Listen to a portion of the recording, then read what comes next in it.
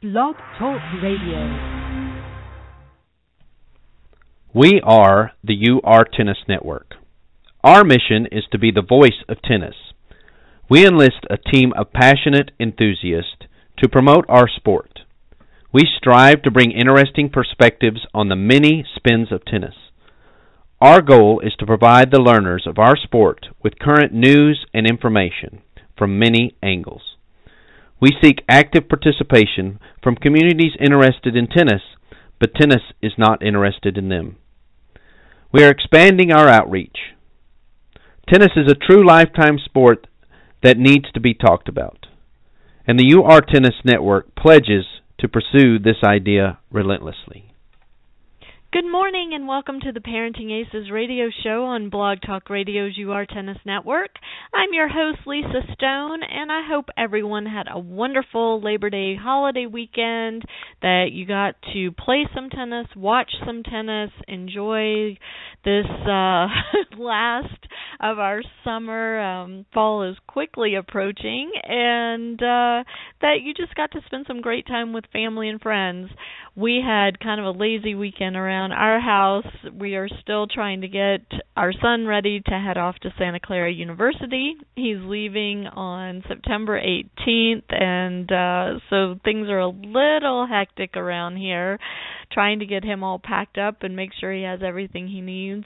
I forgot how difficult it is sending a child all the way across the country for college and all the pre-planning that goes into that. But we're getting our act together, and I think we'll be all set by next Friday. So today we are going to be talking with Oscar Wegner and also with Susan Nardi, Chuck Tomlin, and John Carpenter about Oscar's modern tennis methodology, which is a teaching and coaching method for tennis that can be used for juniors, adults, entry level, rec level, professional level, collegiate level, all different types of players. So I'm really looking forward to speaking with them and getting the show underway. Before I bring them on the air, though, I do want to play a quick commercial, and when we come back, modern tennis methodology. Warning. Orthopedic surgeons are seeing an increase in overuse injuries when young athletes perform the same repetitive stressful motions over and over. Pitching, tennis, weight training, even long swimming workouts can cause overuse trauma that may require surgery. If your kids play and train hard, visit orthoinfo.org or stopsportsinjuries.org. A message from the American Academy of Orthopedic Surgeons and the American Orthopedic Society for Sports Medicine. Welcome back to the Parenting Aces radio show on Blog Talk Radio's UR Tennis Network. I'm your host, Lisa Stone, and we are going to be talking about MTM. That's Modern Tennis Methodology, and I'm really looking forward to the show today. I have one of our guests on the line, and give me just 1 second to bring him on. I'm guessing this is either Chuck or John. This is Chuck and John. We're in the same room. Well, how about that? That's awesome. Welcome, gentlemen. Thanks so much for joining us today. Thank you very much. This is Chuck Tomlin. Hey, Chuck. So, Chuck, I'll start with you. Do you want to give us a little bit of background on modern tennis methodology, the MTM approach to teaching tennis, and how you guys are using that here in Atlanta, and maybe talk a little bit about the conference that's coming up? Well, I'm going to defer to some of the other guys about some of the things about modern tennis as far as how it's been developed through the years. But what we're doing here in Atlanta is we're doing a seminar here where we're making it available for a lot of people to come in and hear some of the top minds in modern tennis. We got John, of course, and we got Susan Nardi and Lucille, and then of course on top of all that we have Oscar himself coming into town, and then I think Russell Grogan, those kind of things. we're trying to make it available because I grew up under traditional tennis and a lot of influence there, but I found a tremendous amount of shortcomings where the traditional methods, the classic methods, just fell short of what we were wanting to accomplish. I had an older son who's now in the Air Force, but he came up. We worked very traditional, and there was just certain things that, even though he had tons of talent that he struggled with, that I felt like modern tennis really addressed much better than traditional and classic had. And that's where I sought out Oscar and some of the other professionals, and the rest is sort of history for me. Wow, that's great. Well, I think that this conference is such an awesome opportunity for people in the Atlanta area to come out and learn about MTM, and I'm pleased. I was asked to present at the conference as well, and so for the parents in the area, I hope you'll come out and give your support to what's going on out there. Bring your kids. We have one of our other folks on the line. Let me just see who has joined us. Area code 805. Who's joined us? Oscar, yay! Wegner also. Yeah, but I don't have the same number. What is it? You don't need it. You don't need it. You don't need it, Oscar. We've got you on the line. You're good. You're on the line. You're on the air live with us. Perfect. Okay, so Oscar, welcome to the show. We've got John Carpenter and Chuck Tomlin on as well. Oscar, do you want to give us a little bit of background on MTM and how you came to develop that method of teaching? Okay. Well, I studied engineering first, and I finally got on the tour between 1966 and 1967, and I had a couple with I didn't realize until I finished the tour and started working with Pancho, and I said, Pancho, why don't we teach the way the best players play, right, rather than all these techniques? And he agreed, and then we discussed it, and I started teaching very natural, just observing, because I had practice with Pancho Gonzalez, with Ron Laver. I played on the tour. I played air, all the best players.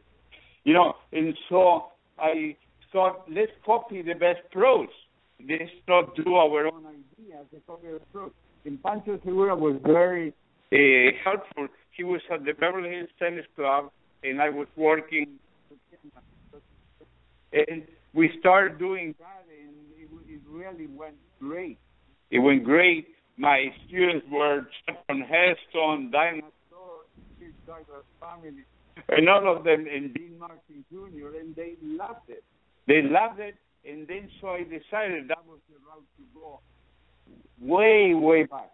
And I ended up coaching Spain, coaching Brazil, coaching in our case that became really good for Spain, then coaching Gustavo Kurz in Brazil, became number one in the world. I coached when he was 14, but they were simple.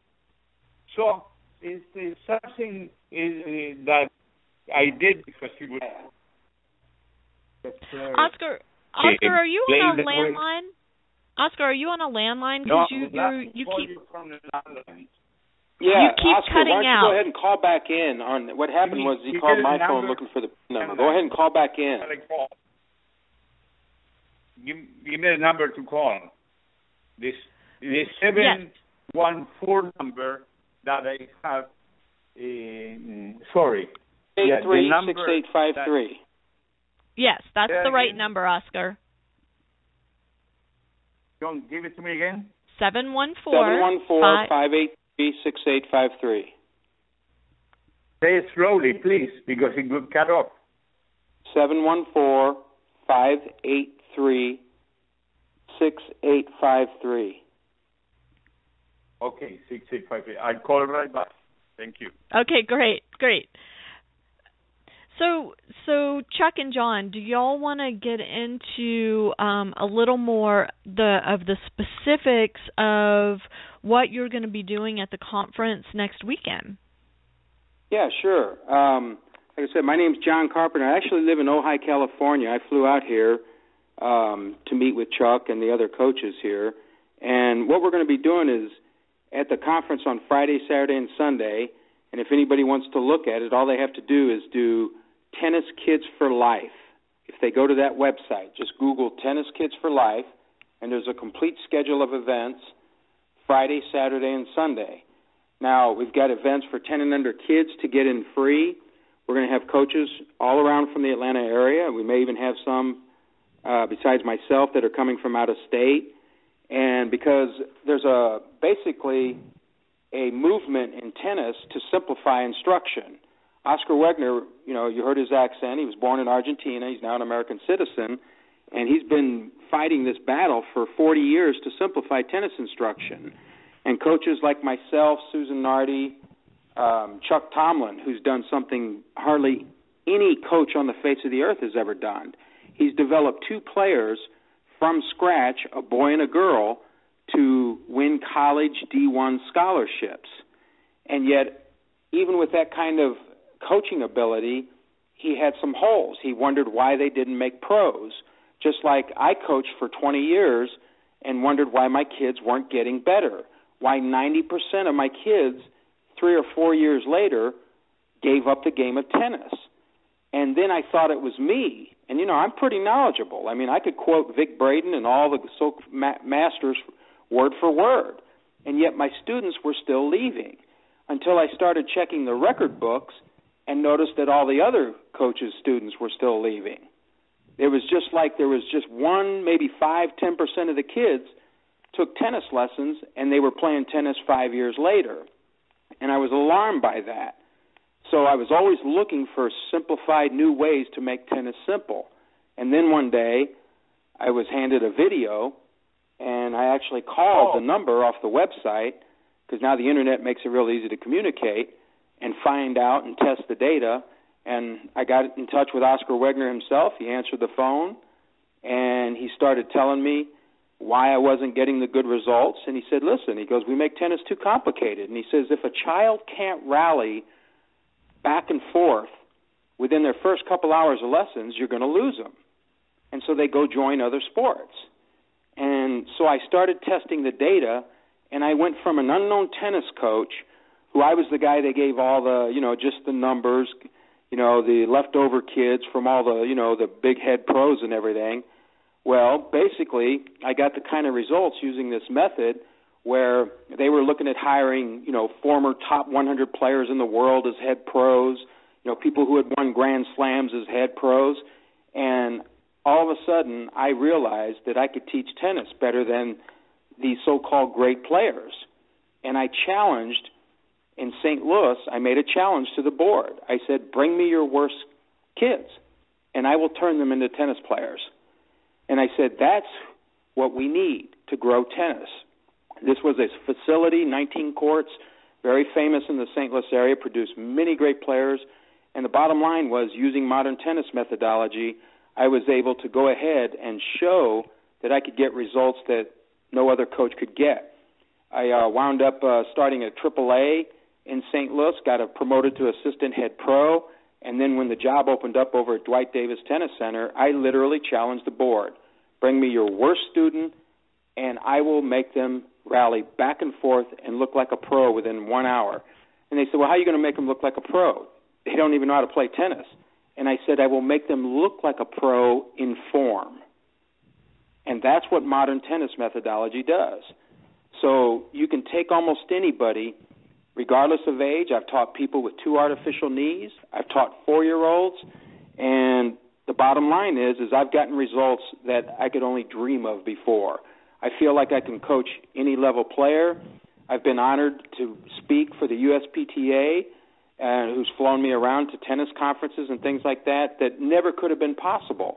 But people are interested in learning how to play tennis if it's easy, and nobody makes it easier than Oscar Wegner. John, yeah, I don't know if you can hear me, but I witnessed all of that. When I was invited to St. Louis, you invited me first, and then the owner of the Aces, the tennis team in St. Louis, invited me for like 3 weeks, And so I saw that a lot of coaches, could get the same results. And I actually, with John Carpenter, we started the Modern Tennis Methodology Coaches Association, and then it took off, and now it has hundreds of coaches, and so it's something that, John, you were very early, into this, and a very good teacher, and so are many coaches now that teach these techniques, and I want to keep passing it on to anybody we can. So our audience here at Parenting Aces is comprised mostly of the parents of junior players, and for the most part, these are kids that are playing junior tournaments, either USTA, ITF, or other junior tournaments, and again, for the most part, kids that have the goal of playing college tennis. Chuck, you have developed your own kids, you developed other kids to play college tennis. What are we missing? Why are so many of these kids falling through the cracks or not getting to the level where the college coaches are paying attention to them?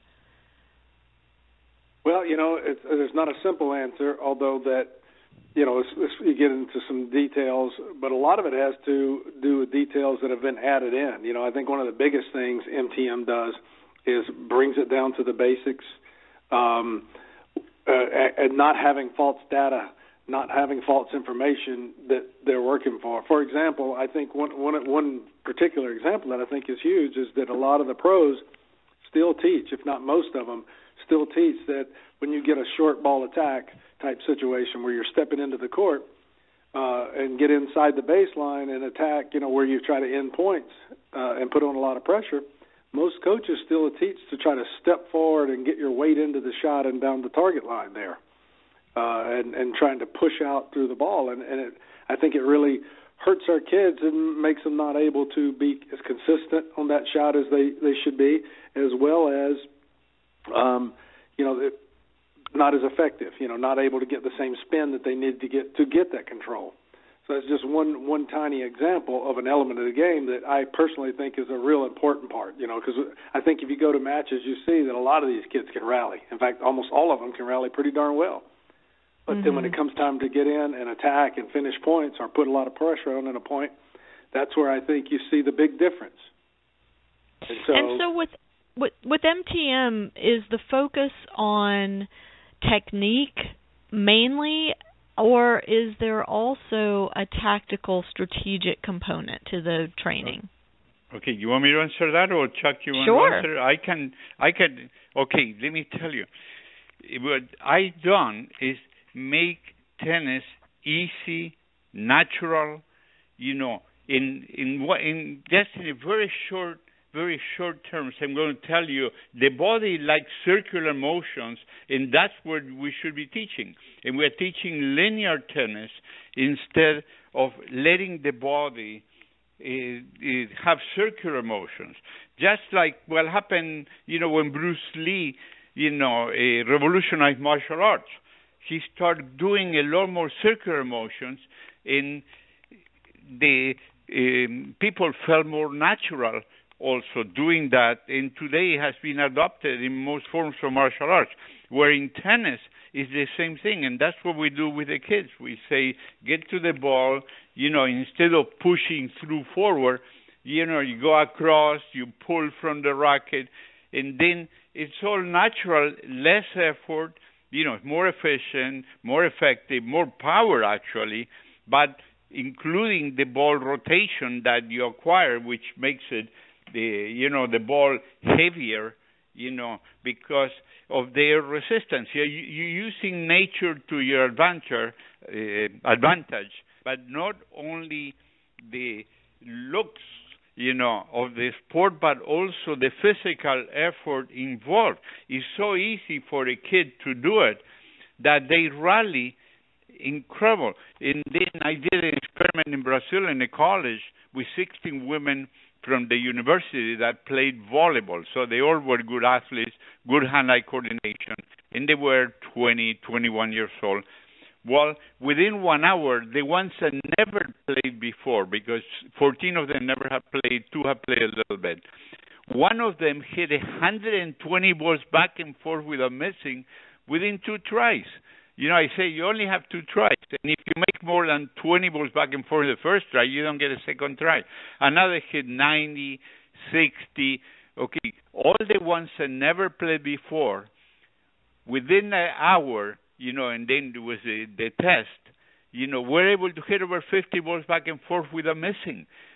Almost from the baseline, just a little bit inside the baseline, and I had a coach inside the other baseline, hitting to the forehand only because that's the only stroke to learn. You know, then, you know, a little bit more time than we did the two-handed and first backhand because I thought it was easier for them to learn, and some wanted to go try one hand, and they were having same success, and then the serve, we did it in a very natural way, being near the net and then stepping back as they were getting the ball in a very natural way. And they say, wow, this is like we serve in volleyball.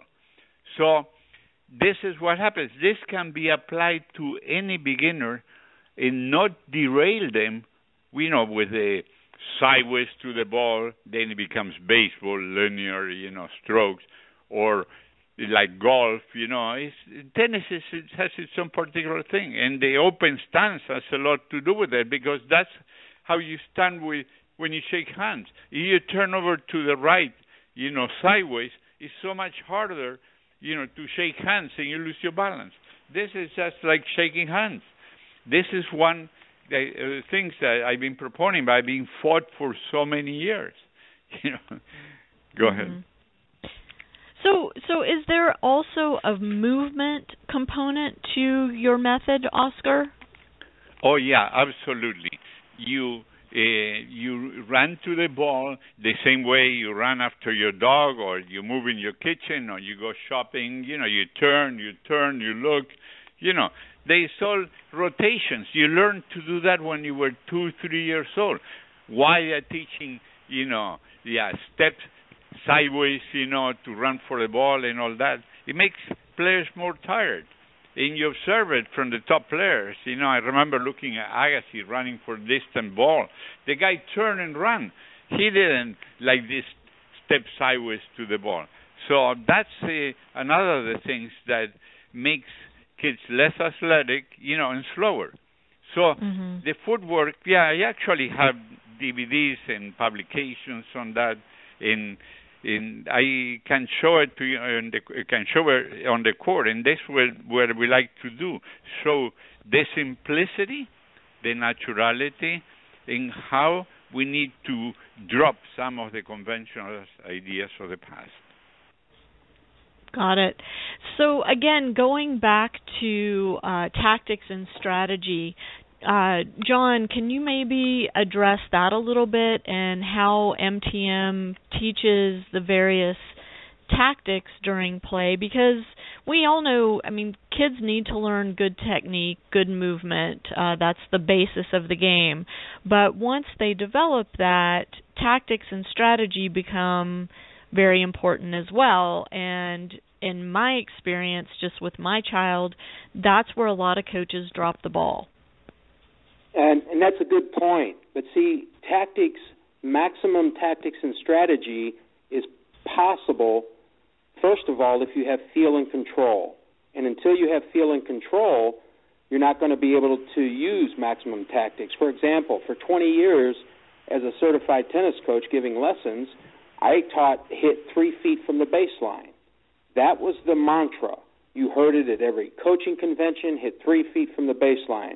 Now, pretty much everybody acknowledges, because of Oscar's work and MTM, the Modern Coaches Association, Modern Tennis Methodology Coaching Association that we formed, we've had an influence in the game of tennis, whether it gets credited or not. And you'll see that in a book that I have coming out in 2016, The Real History of USA Tennis Instruction, How the Eyes Couldn't See What the Mind Didn't Know. Now, it makes sense. If you hit a ball deep, you know, you're probably going to the casual observer, to the tennis coaches, we all thought hit every ball 3 feet from the baseline. Go for that shot. And here's why I believe American players and Oscar alluded to it earlier, are not winning the college scholarships. Why are so many foreign-born players dominating the game? Because they hit with so much topspin and circular momentum, they move in circles across the ball. In other words, they call it the modern windshield wiper, and here we're being taught to hit through the ball and focus hitting 3 feet from the baseline. Well, Oscar claimed from 40 years ago that more shots are hit from having played the Pro Tour. He knew that Laver and the big topspin guys and Manolo Santana, who he patterned the swing after, the technique after of Spain, that more balls hit near the service line than the baseline. Now, you wouldn't think that. But then when ShotSpot came along on the Tennis Channel and ESPN, and you were able to actually show where the balls landed, everybody went, oh, my gosh, I can hit the ball near the service line, not ever have to worry about hitting it from the baseline and still keep the player deep because the ball hits and kicks. And one of the things we'll demonstrate in our clinics this weekend, and we have advanced players, Lisa, if you're around, I suggest you bring your child. I guarantee you she'll walk away wanting to play more tennis, even if she's been discouraged, because I've done it over and over again. Oh, my child tried tennis lessons, didn't like it. But all of a sudden you teach them how to rally, how to have success, use their large muscles. So even I've had the youngest child ever admitted to a United States Academy back in 2005. It's possible that there's somebody younger than 4 since then. But the way I was able to do it was using these techniques, and I focused on hitting up, spinning the ball. I never even have to mention the word topspin because they hit with the circular momentum. The ball lands, kicks, and today if you watch players, and we'll demonstrate this weekend, I will hit balls 3 feet from the baseline perfectly. I can almost hit the baseline every time just holding a ball in my hand.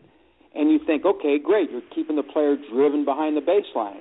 Well, guess what? Using topspin, I can hit 6 inches from the service line. And still, the ball will not land till almost, if it doesn't hit the fence, it's going to land near the back fence. So what's that mean? Why risk hitting near the baseline?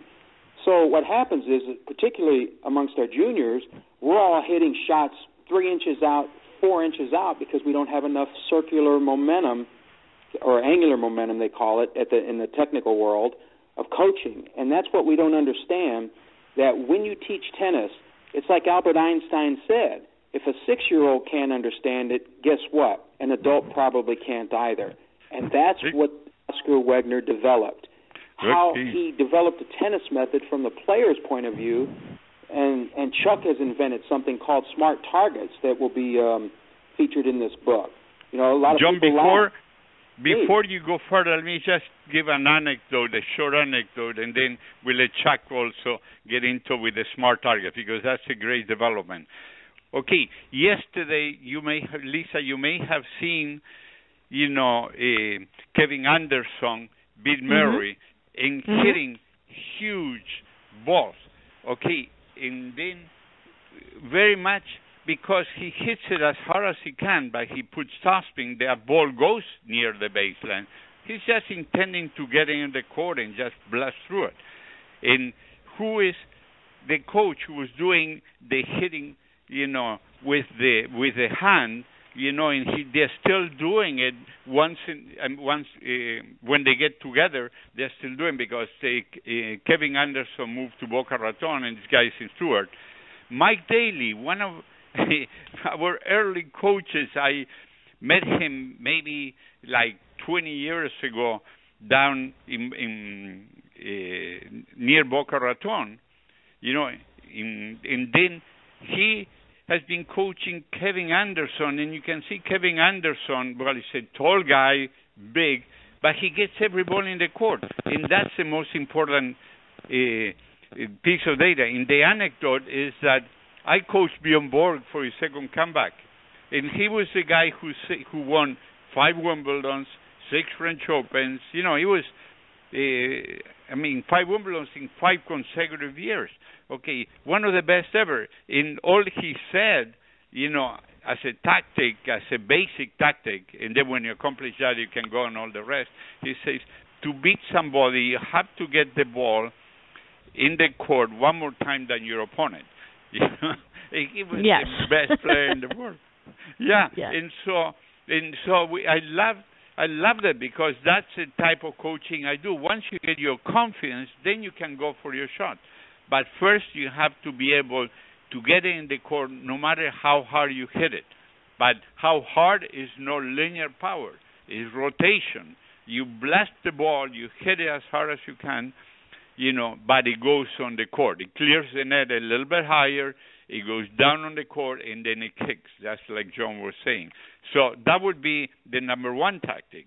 Well, there's a lot more, and Chuck can explain you a little bit about smart targets, because some of the people and some of the coaches would love to learn about that too. Go ahead, Chuck. All right, Chuck, you're on. All right. Well, based on what Oscar's taught us about rotation and getting the ball in the court, through learning it and studying, one of the terms I came up with is, because I realized all these kids can hit the ball, and they can all hit it hard, all hit with power. But the real skill is being able to bring that ball down. That's one of the ways that I've developed as seeing it. Being able to bring the ball down is the real skill that I see. Because if you can hit it big, bringing it down into the court, that's another way of saying what Oscar's talking about there, hitting it in the court one more time. Smart targets, I was looking at the idea of giving more guidance to the kids about where to hit on the court. Because my theory is that, we really need to hit the ball into the right spot of the court. In other words, you see a lot of people throw in shots that look pretty good, but they're not falling in the right part of the court, and they may even get hit back as hard or harder than they hit them. But if you put them in the right parts of the court, then it tends to put a challenge on their opponent. And so I say, well, how can I help these kids understand? When you start trying to explain it, trying to explain every little nuance of it and everything can get sort of complicated and detailed. And we know we need to keep it simple. Need to keep it simple. So I was thinking about that, and I came up with an idea there, what we called the smart targets, which was an area of the court on each side. So you could look at it as one target, but you have the same mirrored on both sides, so it gives you two targets. And we figured that we're going to give a margin for error so it's not too close to the lines, but at the same time, it's a target area that if you hit there, it really puts a challenge on your opponent to cover that ball. So it's a general idea of where you need to hit most of your balls. Now, there's always exceptions. Drop shot would be an exception. Return of a big first serve, you might want to jam it right back at the server. But for the general rally shot and the general short ball attack, you got these two triangles on the court that express an area on the court that gives you a good margin for error. It doesn't put you close to the lines where you're very likely to miss, but at the same time, they will really challenge and stretch your opponents. And so that's where I came up with the smart targets, because I felt it was smart if you could accomplish those two things: challenge your opponent while keeping your risk level down. And then, of course, all of that is dependent on your ability to bring the ball down, as Oscar teaches with the modern technique. And Lisa. Yeah. Go ahead. Go ahead, John. Go ahead, Chuck. Yeah, so that pretty much covers it there. Now one thing that I add for singles, we're mostly talking about singles, is an avoid zone. There's also an area that I figured out as part of the smart target system, is a small area near the tee there that we really don't want the balls to be in. And one of the things that John was talking about, how before when ShotSpot came out, how that was a big influence. I think I was one of the early guys to really point out that, hey, look at ShotSpot. Look at where the pros are hitting. Next time you see one of those diagrams at the U.S. Open, they usually show where the balls are landing, and you'll see that most of those balls, a large majority, say 80% of them, are landing in the area that I chose, or very near the area that I chose for the smart target triangles. And then one other thing I want to add to that, is these targets, don't feel like they're like a specific spot that you have to hit. They're really more of a reference. In other words, you can use them as a reference. Do you want to hit a slightly beyond them, slightly, they give you a good reference on the court to judge where your shots are going and what they should be doing, But that's it really handles a lot of the tactical decisions in a very simple either-or, yes or no type method. It's just two decisions. Do I want to hit here or there? And, you don't have a whole lot of complicated mentality going on of trying to come up with what should I do. He's over here, so I need to do this special thing. when you have these smart targets really ingrained in your head, it helps you to see the court a little differently, and it makes the simple decisions very simple about where you hit the simplicity. Lisa, that's the thing. He brought simplicity that the kids can practice and brings about something that I stressed in Europe, but Chuck put it very well defined, because I used to teach the kids, these were the best Spanish kids, for example. That's where I was coaching the team, the national team, to hit short cross courts, for example, because those were not only the safest, but you take your opponent off the court. And then that's the reason for Agassi's success. He hit those short cross courts so sharp that people were running, it was calculated, almost twice as much as Agassi ran in a match. They were calculating the distances. Why? Because Agassi brought him off the court. While in America, they were thinking more of the corner by the baseline,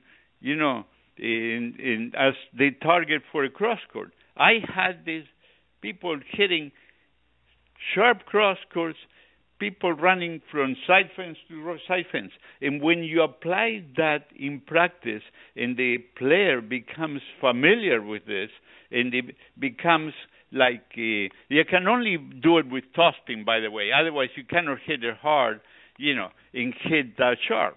It's like with the linear system, it's very difficult to do that. And so when the players get used to it, they excel. Even little kids, the kids that the USDA is showing, with the little courts, for kids, that are so good, are all toss-spin players. They seem to be MTM players, and they hit those sharp cross courts to get kids, to get kids off the court, and they have an opening on the other side. So that is a basic tactic that we can show, and Chuck is showing very easily. You brought up the short courts that that the ITF actually started with and mandated. How does MTM work with the red, orange, green ball system and that system of developing the youngest players? Yeah, I have videos on YouTube that are for free. You say, MTM and Quick Start, or MTM for kids. It's that people just look at that. Plus, we have in Tennis Kids for Life, there is information there, and also OscarTennisClub.com, there's a lot of free stuff there to look, that shows how to teach the kids, simple, in a simple way, in a way that become very good right away. And I love those balls because you are used to it. I was teaching this last week a girl, 7.5 years old, from Orlando. They came down to Clearwater, because I coached them before, and I was having this girl really hit as hard as she could with so much tossing and getting to the ball and pulling from the racket, across, and on a windshield wiper rather than going forward. And every ball, when she was doing that, was going in the court. And she loved it. In the way back to Orlando during the 2-hour drive, she told, her father, he said, "This was my best day ever." And it's just, we were playing, the father brought, the orange balls because that was for, not just her age, but now she's moving into the 8 to 10-year-old, and so it works at every level, and it's great that they have designed these small courts. Yeah, I know a guy from England that actually invented the thing, and he was doing a clinic that I went to Nick Bollettieri's, and the name of the program is Evolve 9. And the guy loves, also my system because it shows the kids how to develop faster. Not only that, to love the game from the beginning because they are playing tennis instead of like playing baseball, inside the court. It's Oscar? So different. Yeah. I want to mention to Lisa, because I know Lisa's been involved very heavily in the discussion about where these courts should be mandated or not for the 8 and 10 years old. And we know the opinions are all over the board on that. Some people really like it, some people are not a big fan. But I think what we can all agree on is that using these balls in the smarter courts can definitely be used in development, for most kids on the early going. So I don't think the question is so important as, whether it should be mandated or not. That's important for somebody to decide. But as NTN, that's not going to be a decision we make. But we are able to use those, and we would use them even if they weren't mandated as tools. They are good tools. It's just a matter of how you implement them, is our opinion on that, I think. And I would like to add to that I use the softballs even with adults sometimes just to slow it down and let them see the spin of the ball. But, again, if you turn them sideways, and this is what's gone wrong, Lisa, in my book I will trace this. Oscar's tennis methodology, open stance, has been used since the beginning of tennis. People will say, they hit reverse forehands today, or the bolo shot that Nadal hits over his head. Well, I've got pictures in the book of them doing it in the 19th century. They called it the lift shot. And all the top pros, almost since the beginning of time, Kramer, Tilden, Wentworth, who won 7 Wimbledons, I believe, and you see him he hits exactly over the shoulder with a wrap, open stance. We've got pictures of them that I'll publish in this book, and people are going to be shocked. And tennis is a weird sport, and I can't figure out why the hierarchies. We had them in quick start in 2010. Let's not get into a dissertation and blaming people. Let me just tell you, Lisa, that I spoke to Jack Kramer, okay, and then he agreed that that's the way he played. Although he was teaching, the linear, he played the circular motion. He hit a lot of topspin, he pulled across like that. And then let me tell you one thing. Now that you mentioned about the little courts and all that, one of the person who said, no, you don't need the little courts, and he's saying they shouldn't be mandated and all that, is Wayne Bryan, who his 2 sons are the best in the world, okay, in doubles, and they have the world records and all that. Well, because he didn't use it to develop his kids, because at the time, he knew my techniques, and he coached them with the later backhand, track the ball and all that. And then I was at one clinic, where Wayne Bryan in California, he was doing a wonderful presentation. I went over and congratulated him on the court, and he pointed to me and he said, I learned it from you. So all these things, we don't have to go blame. And let me tell you, talking about, the hierarchy, Patrick McEnroe changed his forehand because the coach, John McEnroe, showed him my book, my first book, in 1991. And he went to Australia, Patrick, after changing his forehand and practicing topspin and open stance, he went to Australia and he beat Boris Becker in the first round and got to the semifinals. And he told me personally, he said, Oscar, if you had been my coach, I would have been one of the top players in the world. And then his brother John was one of the best warriors ever, by the way. And so there's history behind, but it takes time to change, people, and especially, unfortunately, sometimes people feel like they're wrong. And I don't want to make them feel wrong. I say, no, let them these new things and try them and see if they work for you. That's what we're really doing in Atlanta. We're trying not to fight the system, not to fight, conventional tennis. Is get the coaches and say, look, this is easier for the kids. Give it a try. This is easier for an adult that is starting. So, and then, by the way, when people get to Tennis Kids for Life, and they get to the website, they should look at, the events tab and go to that. Otherwise, they won't find the MTM clinics. We call them MTM clinics or MTM schedule, who is talking over there. So yes, Oscar, that's what I agree, and that's sort of what I was trying to say. We don't need to get into the politics of where you should have it or not, but the fact that we can use these tools, to make better players as tools as we train, right? Yeah, absolutely. On any court, any size, we love it. We love kids, and we want to help them. We love kids that they are better players too, and they want to progress to higher levels. I have had, from Brazil, over 12 players in full scholarships in the U.S. They earn full scholarships in the U.S., and that's what we want to do. We want the U.S. now to have the success that I had, in Europe and in the Far East and in South America. It's something that people can go to our websites and see, and a lot of it is totally free, except, my DVDs.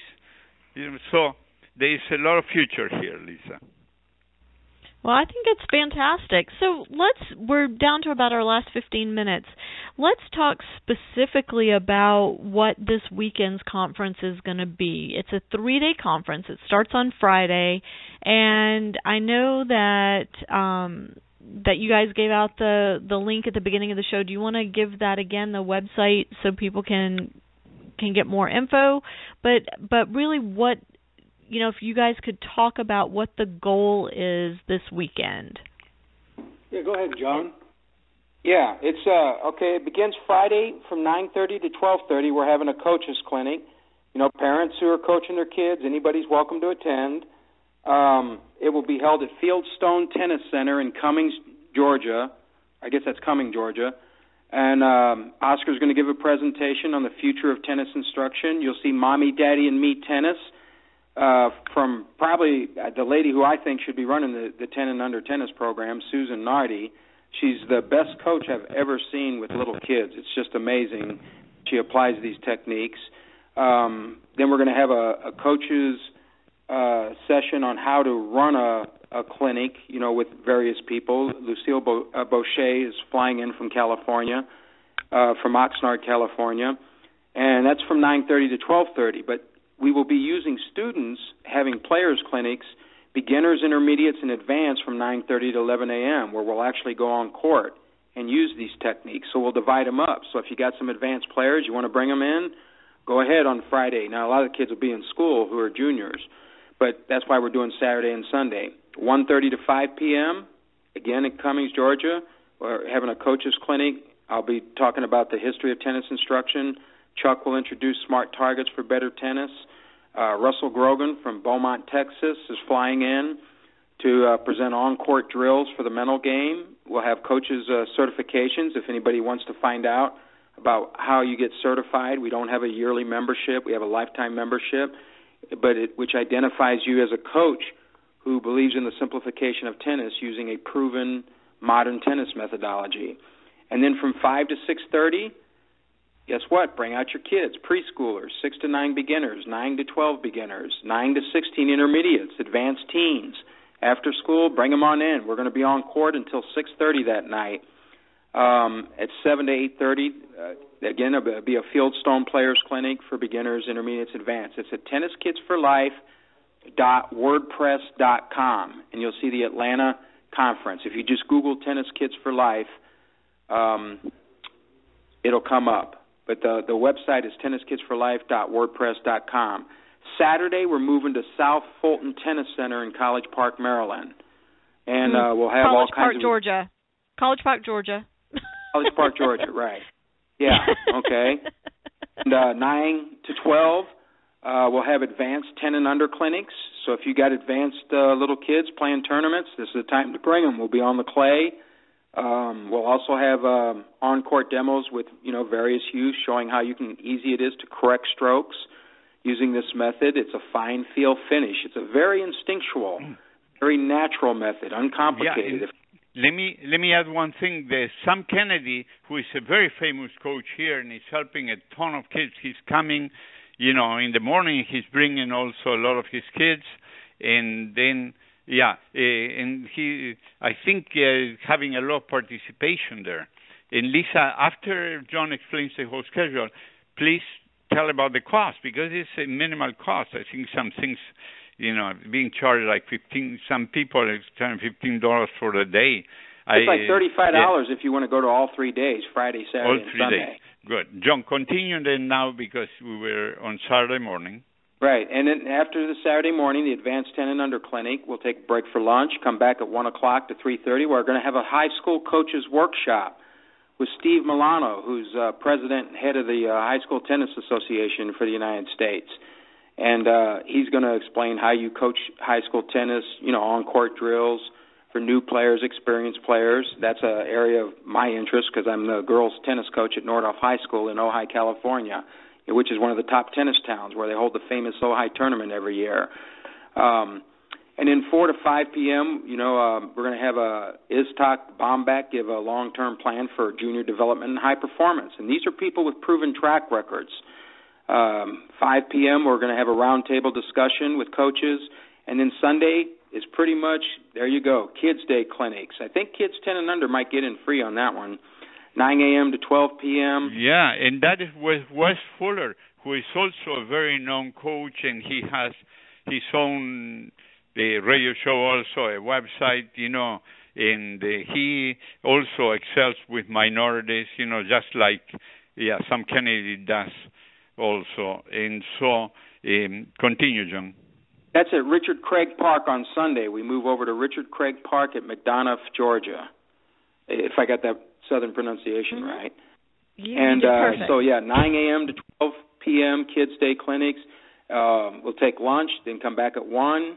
Eat and drink like the pros with Paige Love. She's a well-known nutritionist there in the Georgia area.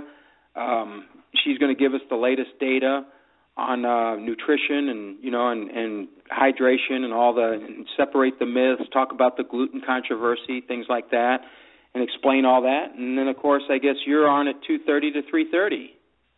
I am, absolutely.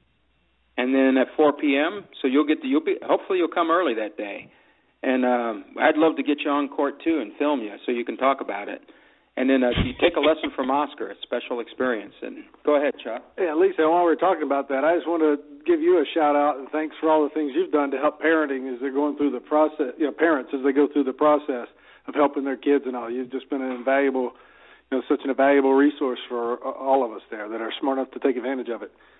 Yeah, thank and then you. at That's 4 very p.m., sweet. we'll have coaches clinics again, coaches certification and roundtable discussion. And this ties back into what, your original question. Why aren't U.S. players at the level, given we spend 10, 100 times what other countries do? And I have people say, they're hungrier than our kids. Well, I can tell you, nobody was hungrier than some of the kids I saw. I saw Coco Vanderway play as a 12-year-old. I saw, as head pro where we held many, big junior tournaments. I saw these players come through. I saw Jack Sock as a 12-year-old. I hit with Jack Sock, actually, when he was 12-year-old, just warming him up for a tournament and things like that. So, I watched these kids develop over the years, and the biggest impediment, I truly believe, is if you're teaching them something that's contrary to the end result, how can they have to unlearn it? And think how much hard it'd be to go ahead and tell, if you look at Kim Clijsters on YouTube at 8 and 9 years old, she hits no different than she did as a 28-year-old world champion winning the U.S. Open. Okay, super, John. Yeah, how many more minutes do you have, Lisa? Because I want to add something for you and for everybody. Yeah, we've got about 6 more minutes, so feel free. Okay, John, let me get in now. One of the things that I'm going to emphasize, which is very important when you teach kids, is having the ability to stay in present time.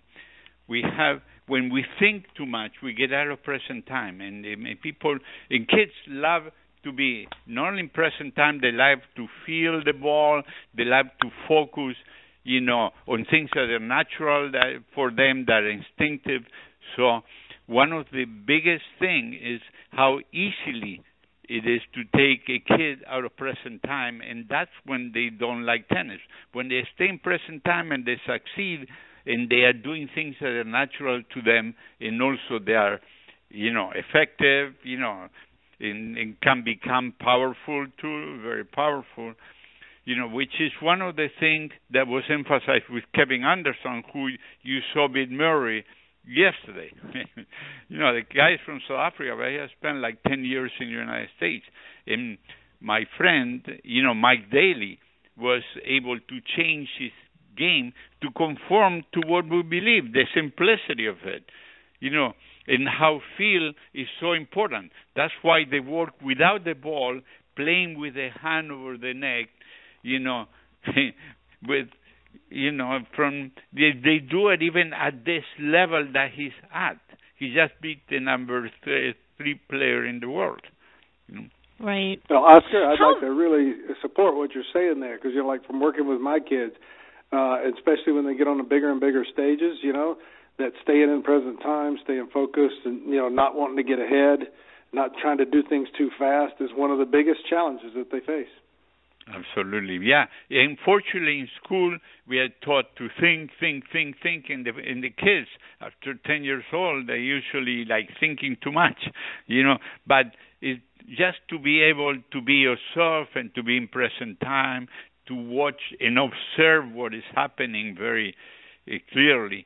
And there is methods to do that, and I will show that. It sounds to me, just listening to all three of you describe the method and the experiences that you guys have had on the court with young players and more mature, developed players as well, that by keeping the movement and the stroke and the technique instinctual, that it really eliminates, or maybe eliminates is too strong a word, reduces the need for so much mental coaching, because by doing what comes naturally, you don't have to think too much. You instinctively move and put the ball where it's going to be to your best advantage. Am I stating that correctly, or am I oversimplifying? Yeah, you are. And I can add that people are very creative. I'm so surprised every day with every student. People are so creative. So if you give them the ability to find that it's easy, that they can be themselves, they be natural, do what is instinctive, they develop as incredible players, because and they learn the smart tactics also, so they don't risk too much, or they have an idea what to do. Then what happens is, one's own court becomes small and the court of the opponent becomes so big. It's like a viewpoint, so we change viewpoints. Right. And so it's exactly what you said. We give them certain paths that help the kinetic chain. We absolutely work with the kinetic chain, and the kinetic chain can become so simple and so A to B, instead of having to go from A to B, they have to go through Z, C, D, E, and then, they get to B. No, it's a straight path, it's simple, okay, it's natural, it's efficient, it's effective, okay, and it becomes powerful, by the way. You saw that with That's Anderson great. Yesterday.